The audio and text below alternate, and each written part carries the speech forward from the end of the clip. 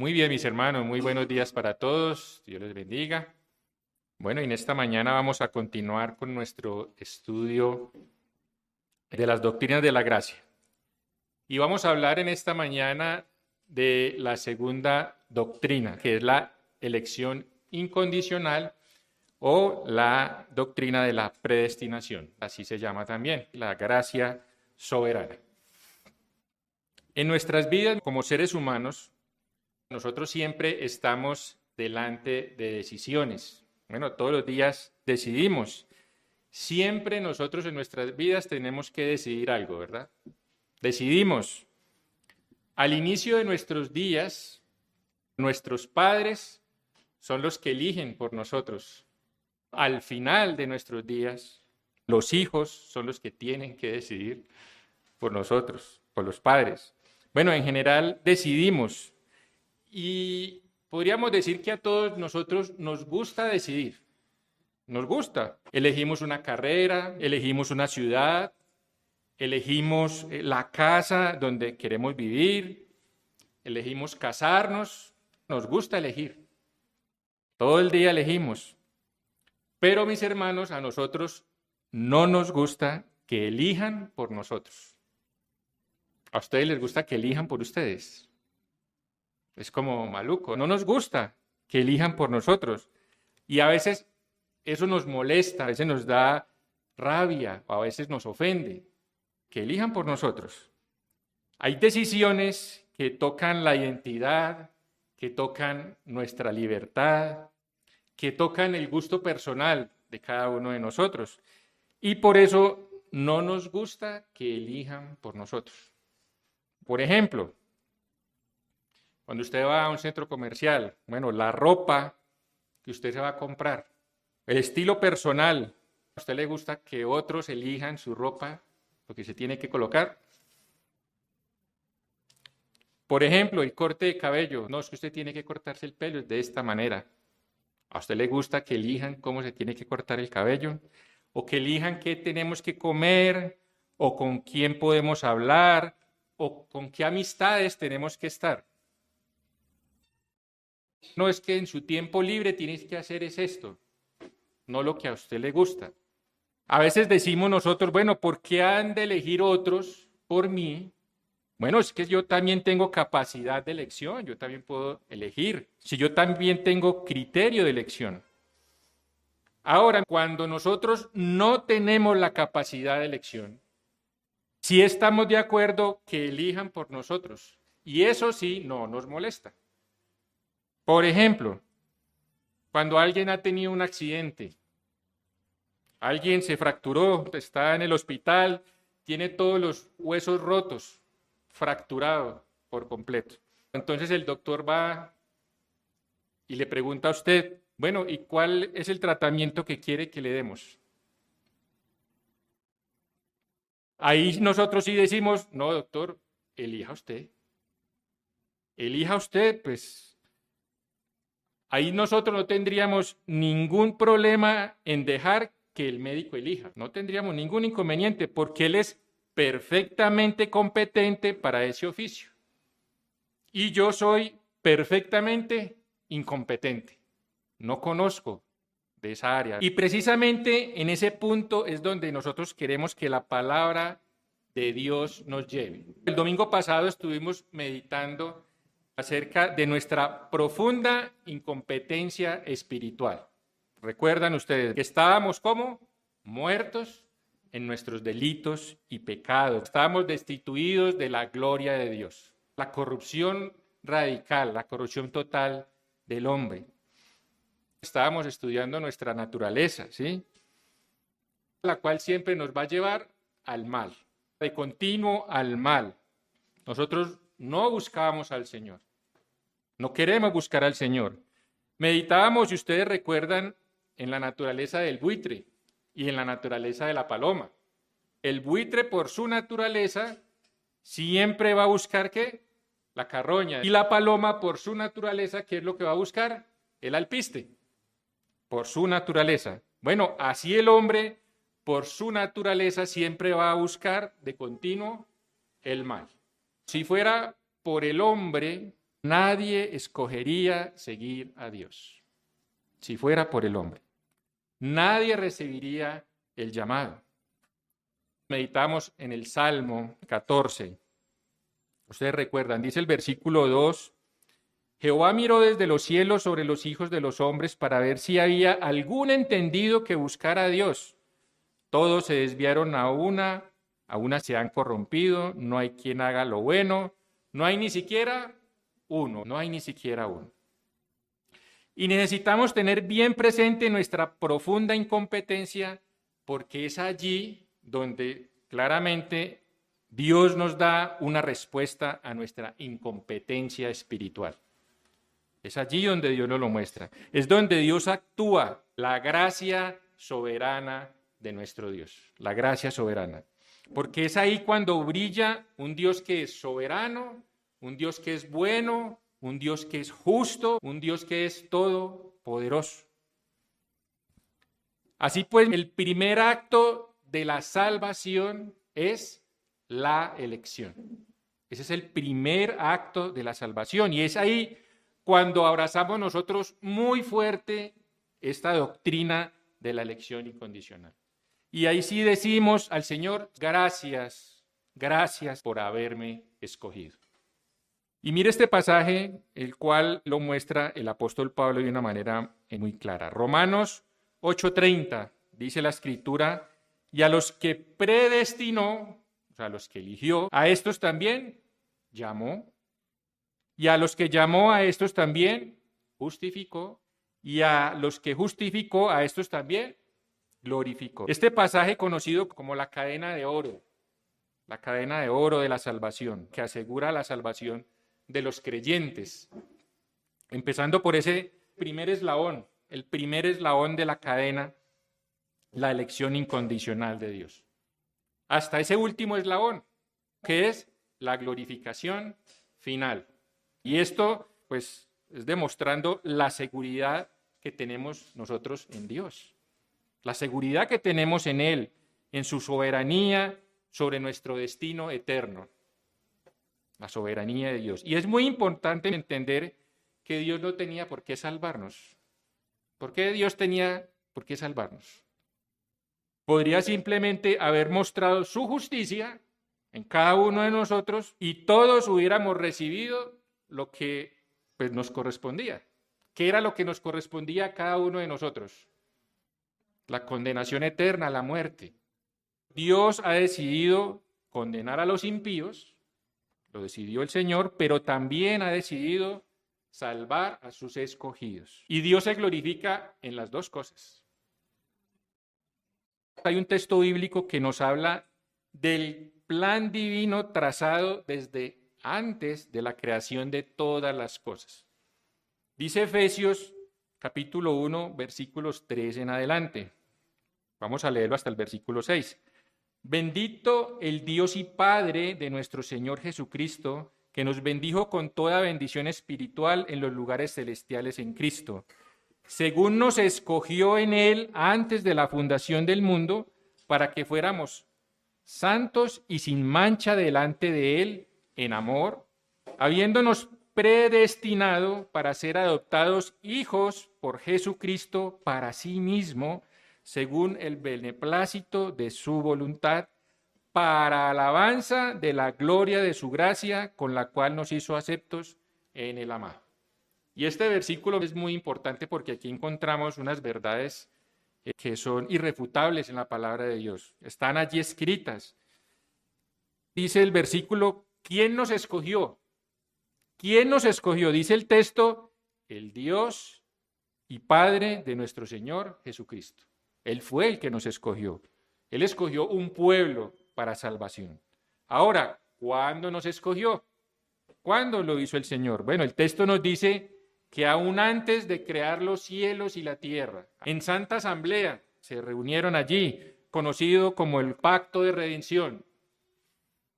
El Padre, el Hijo y el Espíritu Santo se reunieron, decidieron desde antes de la fundación del mundo salvar a un pueblo.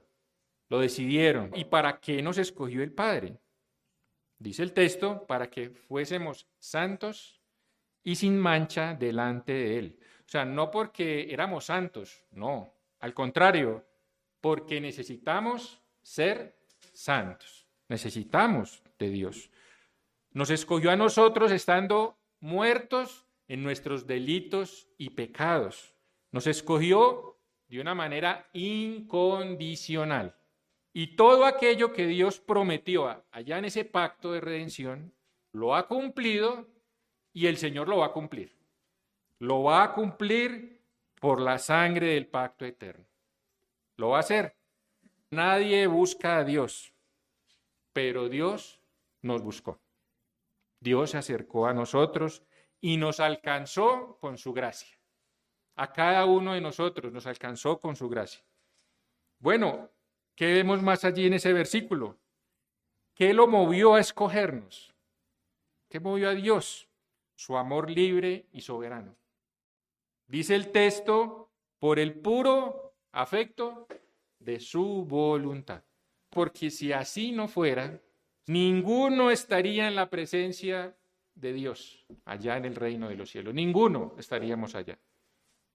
Por el puro afecto de su voluntad. ¿Y por medio de quién nos escogió? El texto dice, por medio de su Hijo, el Señor Jesucristo. Nos hizo aceptos en el amado.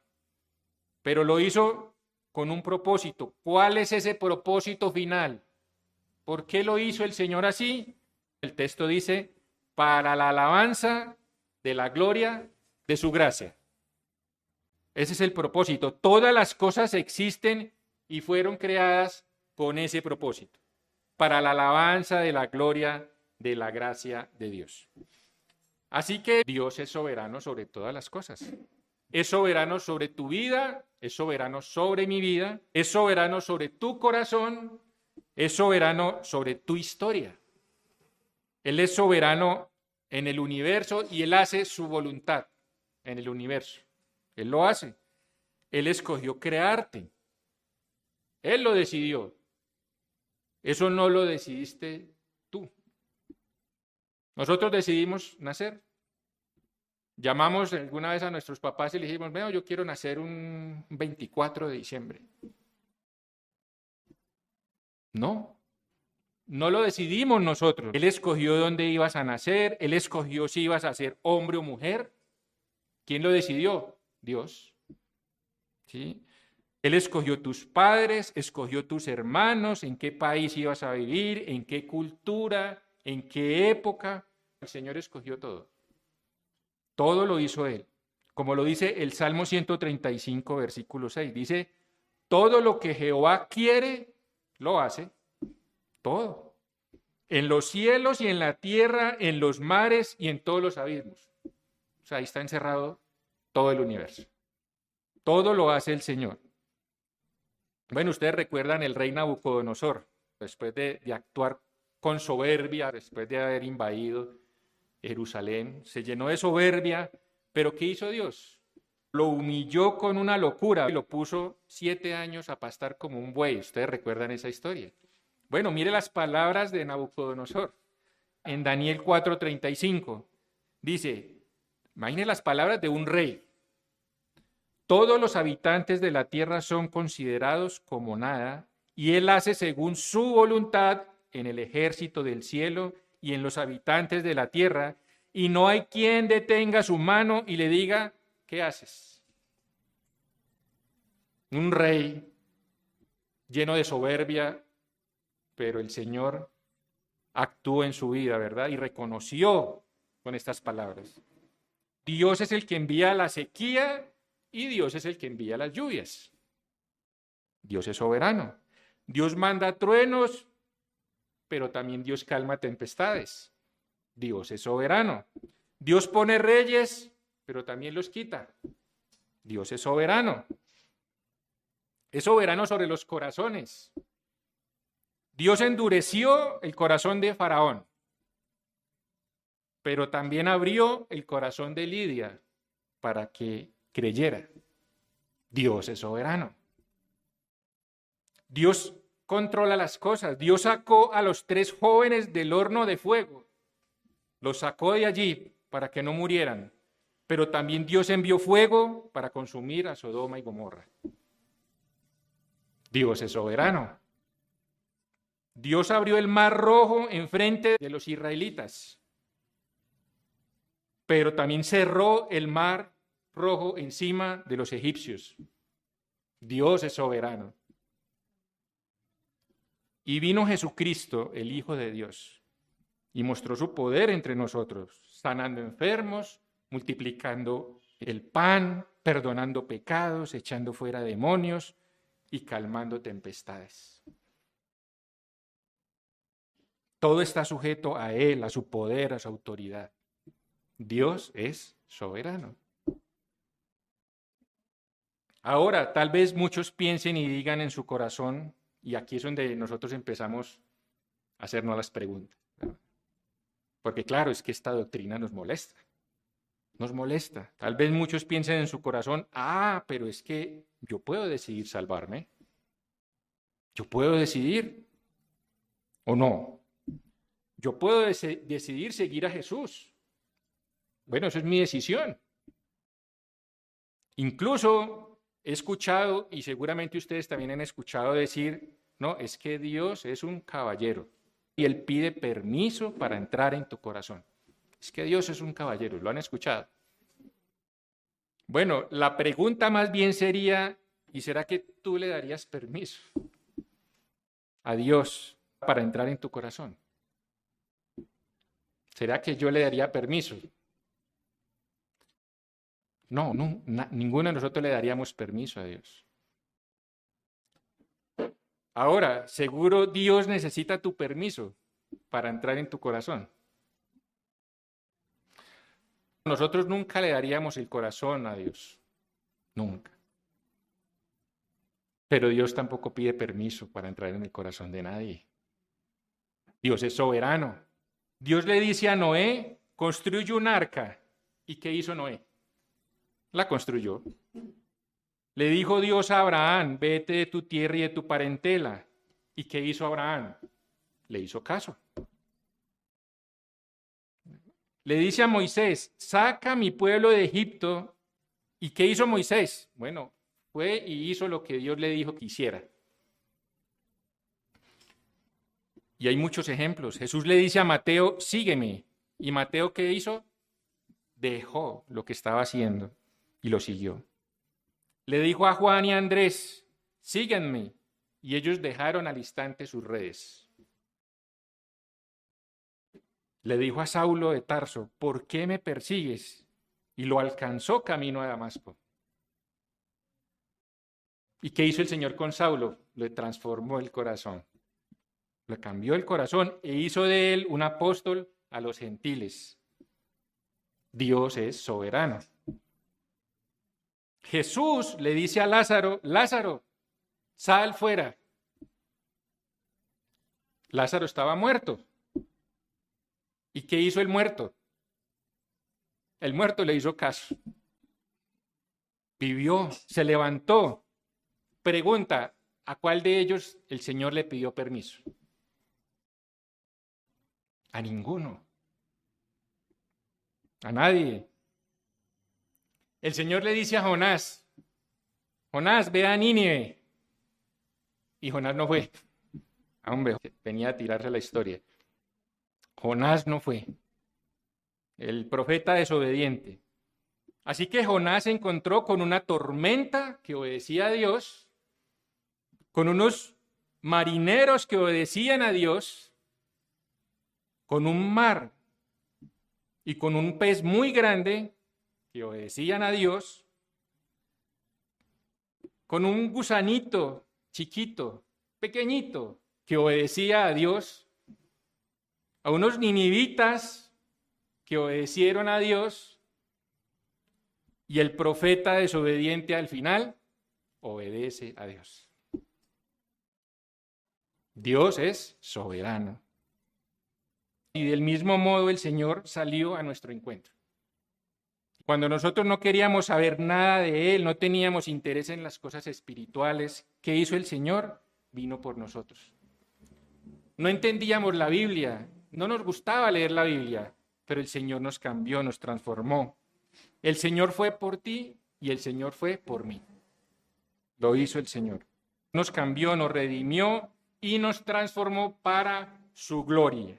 Estamos delante de una doctrina que es muy grande porque esta doctrina destruye nuestro ego. Destruye nuestro ego. Y como humanos seguimos haciéndonos preguntas, porque tenemos un ego muy grande y nos hacemos muchas preguntas. No nos gustan estas cosas. Bueno, entiendo que Dios escoge para salvación, pero ¿qué criterio sigue Dios para escoger? O sea, ¿por qué escoge a los que escoge? ¿Por qué a algunos sí y por qué a algunos no? Bueno, Dios no escoge por lo que ve en ti o por lo que ve en mí, sino escoge por su voluntad, porque fue su elección hecha antes de la fundación del mundo. O sea, la razón por la cual Dios escogió a unos y a otros no está en nosotros. Esa razón no está en nosotros. ¿En dónde está esa razón? Está en Él. Dice Efesios 1:5, habiéndonos predestinado para ser adoptados hijos suyos por medio de Jesucristo, según el puro afecto de su voluntad, como lo leíamos ahora. O sea, colocándolo en un lenguaje más actual, porque Él quiso. ¿Sí? Porque Él es soberano, porque Él hace lo que quiere, con quien quiere. Jacob y Esaú eran hermanos, los mismos padres, eran gemelos, nacieron los dos juntos, en el vientre de su madre, de la misma tribu, del mismo linaje, y sin embargo, ¿qué dijo Dios? A Jacob amé y a Esaú aborrecí. Romanos 9:11, pues no habían aún nacido ni habían hecho aún ni bien ni mal para que el propósito de Dios conforme a la elección permaneciese, no por las obras, sino por el que llama. Se le dijo, el mayor servirá al menor, como está escrito, a Jacob amé, mas a Esaú aborrecí. Así que es Dios el que llama, es Dios el que elige, es Dios el que escoge, es Dios. Él lleva a cabo su propósito.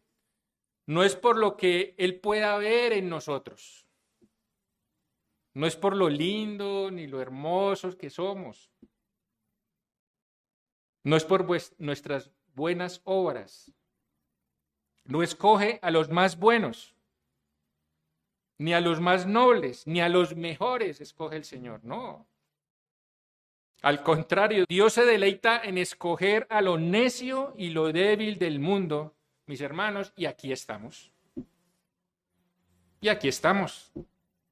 Dice 1 Corintios 1:27, sino que lo necio del mundo escogió Dios para avergonzar a los sabios, y lo débil del mundo escogió Dios para avergonzar a lo fuerte, y lo vil del mundo y lo menospreciado escogió Dios, y lo que no es para deshacer lo que es, con un propósito, a fin de que nadie se jacte en su presencia. O sea, para que sea más evidente que no es por nuestra virtud, que no es la virtud humana, sino para que brille más aún su gracia y su misericordia. Es para la gloria de Dios. Juan 15:16 dice el Señor, no me elegisteis vosotros a mí. ¿Será que yo elegí al Señor? El Señor dice, no me elegisteis vosotros a mí, sino que yo os elegí a vosotros. El Señor nos eligió y os he puesto para que vayáis y llevéis fruto y vuestro fruto permanezca. Pero nosotros seguimos haciendo preguntas. Nos preguntamos, pero es que Dios es injusto. Dios es muy injusto. No es injusto escoger a quién salvar. Dios es injusto. Dice Romanos 9:14, ¿qué pues diremos? ¿Que hay injusticia en Dios? Y dice Pablo, en ninguna manera. En ninguna manera. Pues a Moisés dice, tendré misericordia del que yo tenga misericordia y me compadeceré del que yo me compadezca. Así que no depende del que quiere ni del que corre, sino de quién, de Dios, que tiene misericordia. A nosotros nos parece que Dios es injusto. A nosotros nos parece eso, que Dios es injusto. ¿Y saben por qué? Porque nosotros somos injustos. Porque lo somos. Cuando tú y yo escogemos algo, cuando lo hacemos en base a lo que nosotros vemos. Esa es nuestra base, lo que vemos. Nosotros hacemos acepción de personas. Lo hacemos porque escogemos según nuestra conveniencia, lo que más nos convenga. Para nuestro deleite, para nuestro bienestar. Por una razón, nos gusta alabar nuestra gloria, buscar nuestra gloria. Por eso. Pero Él es Dios, Él es santo, Él es todopoderoso. Él busca su gloria, porque todo existe para su gloria, para la gloria de Dios. O sea, el problema no reside en Dios, porque nosotros siempre buscamos a quién echarle la culpa. El problema no reside en Dios, sino en nuestro concepto de justicia. Nosotros estamos errados en nuestro concepto de justicia. Por ejemplo, si yo voy por la calle, yo voy caminando por la calle y yo veo 10 mendigos y en mi mano yo llevo 10 bolsas de comida. Yo llevo las 10 bolsas de comida y yo decido regalarle las 10 bolsas de comida a un solo mendigo. ¿Ustedes qué dicen? No, pero pues, qué injusticia. Es muy injusto. Es muy injusto. ¿Cuál sería lo justo? Darle la bolsa de comida a cada uno, una bolsa a cada uno. Eso es justo. Ese es nuestro concepto de justicia. Pero pudiera yo también no haberle regalado nada a nadie. Yo tengo la comida, yo tengo la bolsa y están los mendigos. Yo pudiera haber no regalado a nadie, nada. ¿Acaso no está haciendo Dios bien en salvar a algunos? Porque la realidad es que todos nosotros estamos destituidos de la gloria de Dios. Todos. ¿Acaso no están todos condenados en sus pecados? Claro, todos nos merecemos el infierno. Todos. Entonces, ¿por qué Dios no puede hacerle el bien a quien Él quiere hacerle el bien?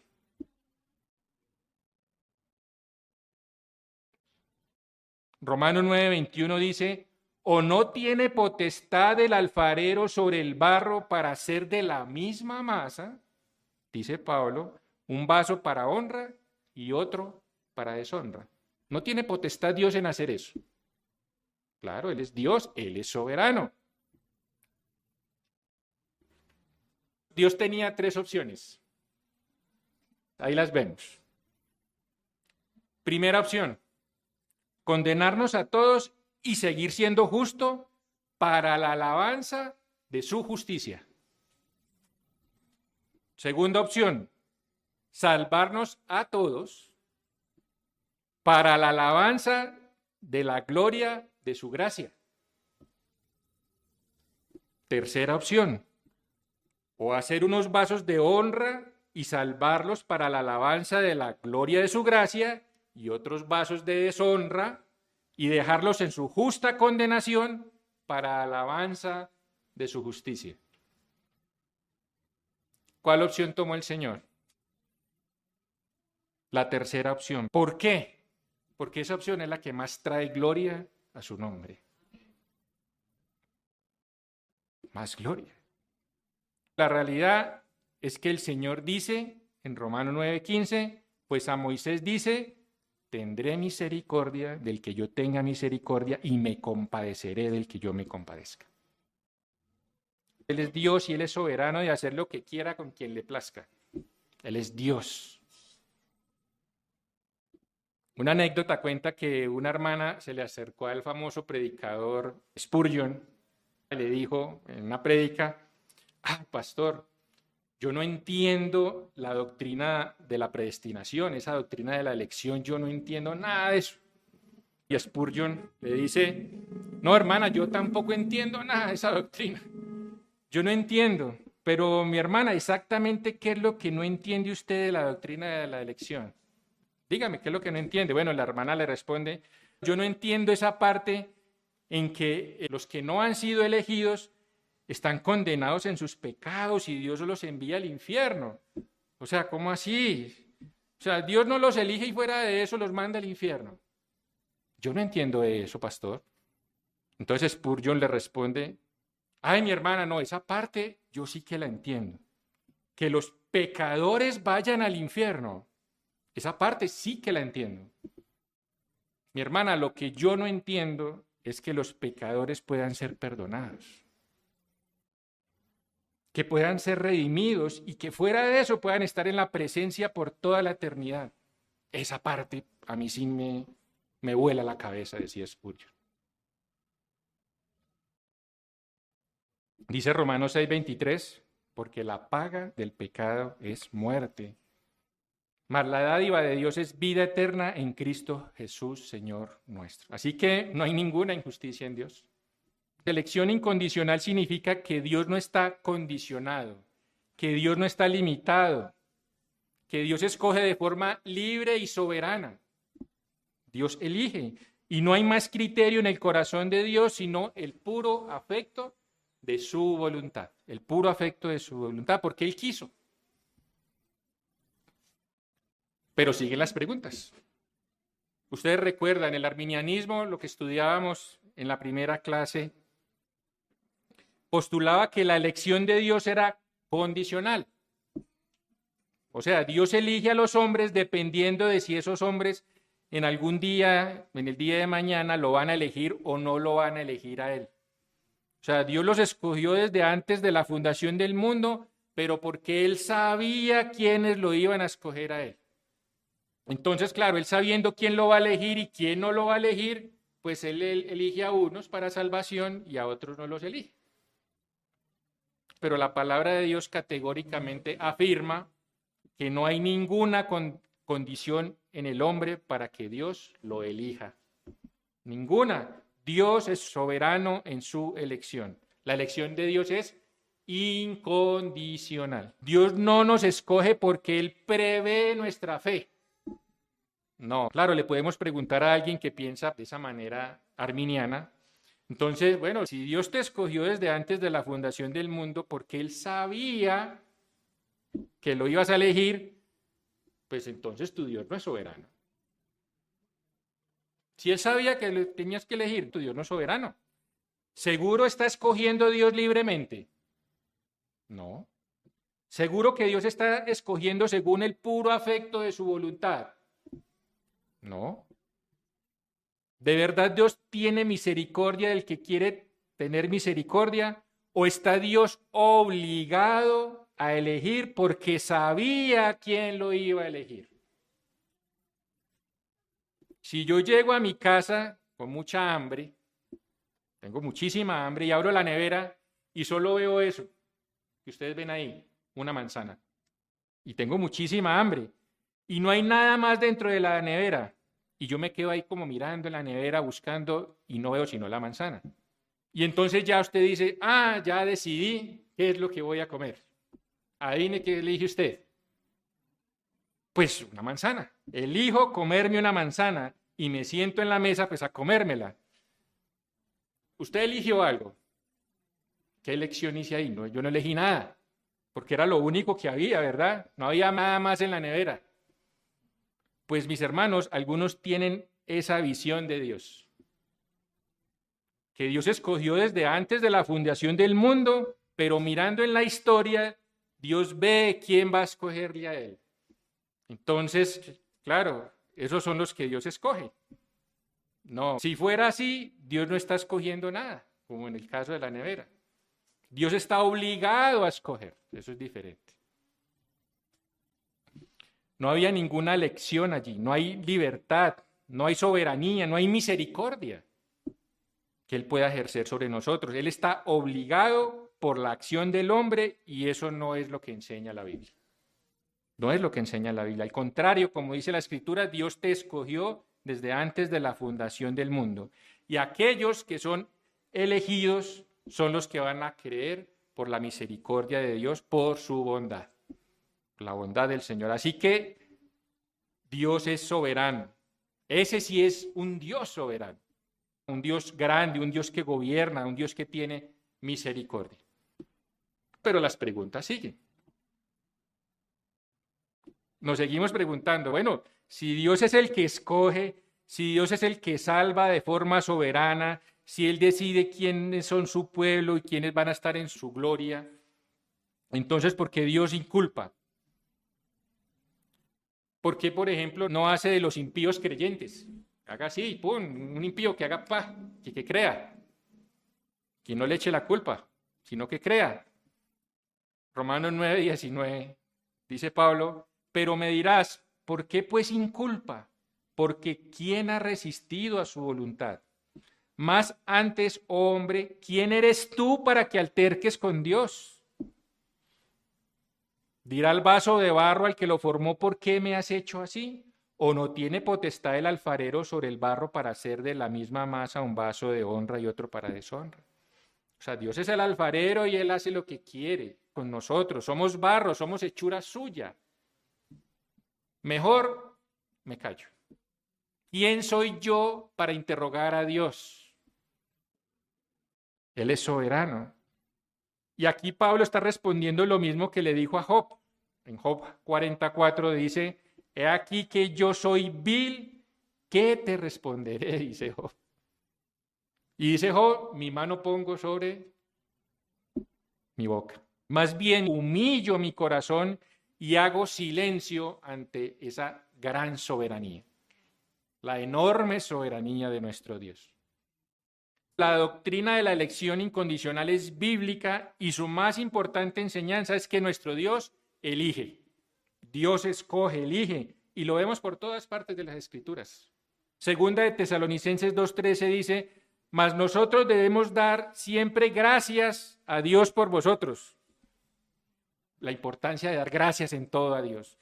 Demos gracias siempre a Dios por vosotros, hermanos amados, por el Señor, que Dios os haya escogido desde el principio para salvación. Debemos ser agradecidos con Dios por habernos escogido. Dale gracias al Señor. Romanos 8:33 dice, ¿quién acusará a los escogidos de Dios? Bueno, Dios es el que justifica. A los que Dios escogió, Él mismo justifica. Dice Mateo 22:14, porque muchos son los llamados y pocos los escogidos. Claro, Dios, ¿qué es lo que hace? Esparce el mensaje del Evangelio a muchos, pero escoge a pocos. Dios elige. Por todas partes de la Escritura vemos a Dios eligiendo. Dios elige personas para funciones especiales, Dios elige personas para oficios especiales, elige reyes, elige gobernantes, elige ciudades, elige naciones, elige iglesias, como en el caso de Apocalipsis. Dios elige. La elección de Dios es total. Él está eligiendo por toda parte. Así que no es de asombrarnos cuando vemos que Dios elige a unos para salvación y a otros los deja en su justa condenación. Y ya para terminar, quiero dejar 3 aplicaciones para nuestro andar cristiano. Primera aplicación. Sabemos que Dios nos escogió desde antes de la fundación del mundo para salvación. Lo sabemos, pero no podemos negar la experiencia humana, nuestra experiencia, nuestra vivencia. ¿Cuál es nuestra vivencia de la fe?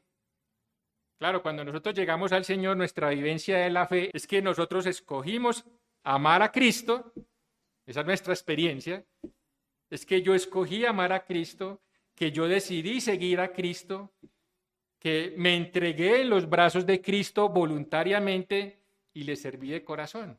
Esa es mi experiencia humana. O sea, tú crees que le buscas, tú crees que lo buscaste, pero con el tiempo te vas dando cuenta de que Él te alcanzó. Y así somos tú y yo en nuestra vivencia en la fe.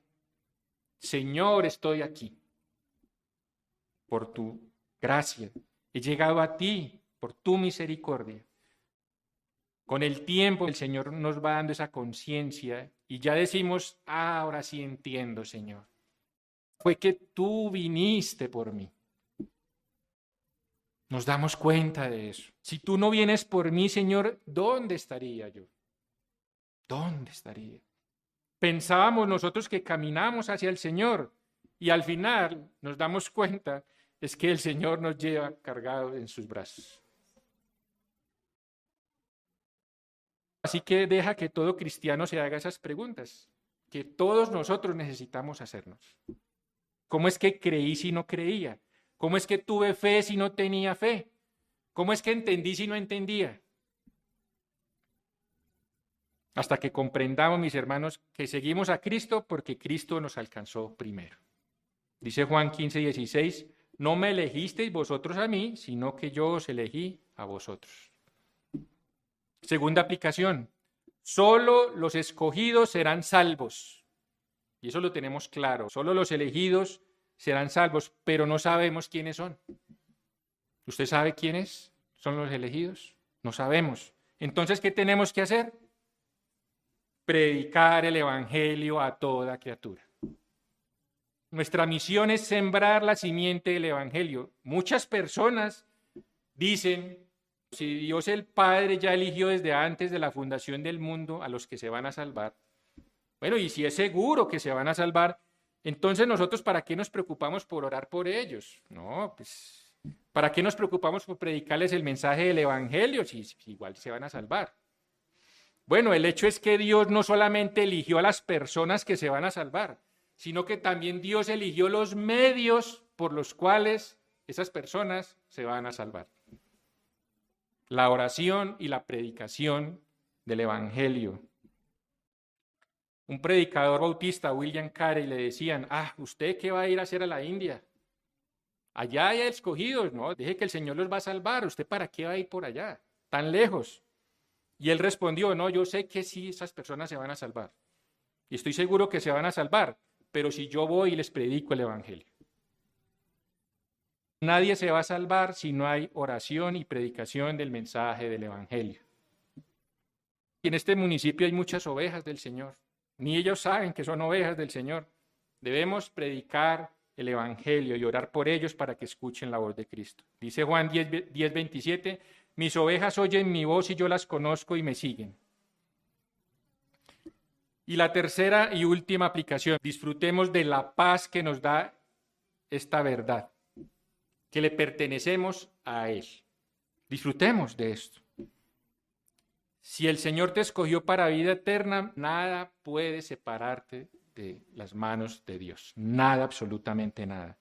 El ancla de nuestra seguridad de la salvación está en la elección de Dios. Dice Romanos 8:38, por lo cual estoy seguro que ni la muerte, ni la vida, ni ángeles, ni principados, ni potestades, ni lo presente, ni lo porvenir, ni lo alto, ni lo profundo, ni ninguna otra cosa creada nos podrá separar del amor de Dios que es en Cristo Jesús, Señor nuestro.